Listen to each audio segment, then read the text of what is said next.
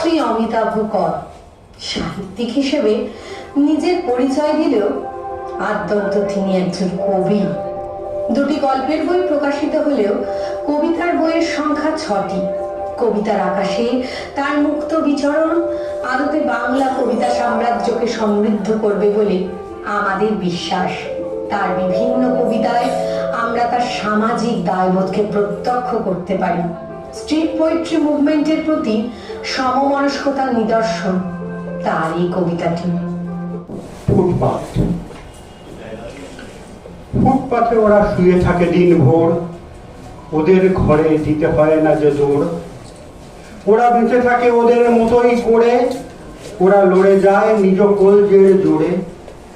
গরমের তাপে নেই কোনো ভ্রুক্ষেপ, ঠান্ডা শীতেও জুটে না ওদের লেপ।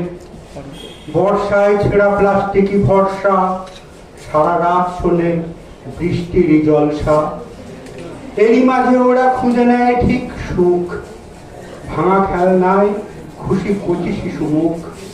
স্কুল বই খাতা অচেনা ওদের কাছে, দিন কাটে ছেঁড়া প্লাস্টিকে ভাঙা কাঁচে। এসব কুড়িয়ে দিন হয় গুজরান, অমিল হলেই ফেনা ভাতে পড়ে টান।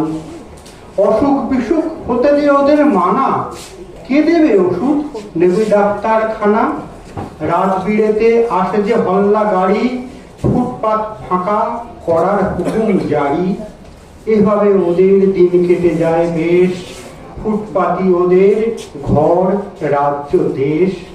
এখানে ওদের চুরি যায় শৈশব, হোর্ডিং ব্যানারে শিশু দিবসের স্তব। ওদের নিয়ে কাব্যি জমে যে ভালো, কবিতা গল্প পায় প্রচারের আলো। ওদের স্বপ্নে এক মুঠো সাদা ভাত, ওরা পথ শিশু, কেয়ার অফ ফুটপাথ। নমস্কার।